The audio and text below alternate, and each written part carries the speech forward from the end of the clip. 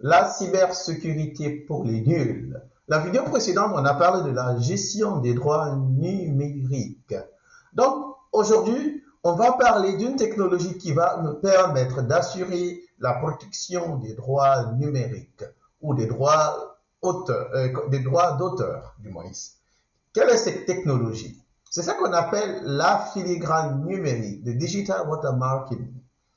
La filigrane numérique ici consiste à intégrer un logo ou une marque dans les documents, des images, des vidéos, des audios pour vérifier l'authenticité et de protéger la propriété intellectuelle ou de détecter une utilisation non autorisée. Qu'est-ce que cela veut dire? Imaginez un exemple. Quand vous avez un document PDF, sur PDF aujourd'hui, vous pouvez utiliser la filigrane numérique, c'est-à-dire qu'il y a cette option qui va vous permettre que si vous partagez le document et ça tombe dans la main de quelqu'un de façon non autorisée, si cette personne ouvre ce fichier, vous serez informé.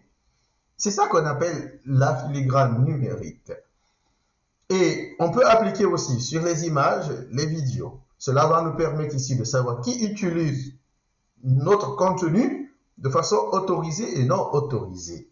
Voilà. Et parlons des avantages, comme je vous disais. Cela nous permet ici de protéger le droit d'auteur, l'authentification du contenu, la dissuasion de la piraterie. C'est très très important parce que si vous savez que aujourd'hui les contenus sont protégés, ça va dissuader les gens parce que vous savez que si vous utilisez de façon non autorisée, on peut vous arrêter, on peut savoir qui vous êtes, où vous êtes, et on peut vous arrêter, donc ça peut vous dissuader. La surveillance de la diffusion, on sait qui utilise où et comment. Voilà, sans bien sûr violer les droits de privacy law, comme on dit, les droits sur les informations privées des gens.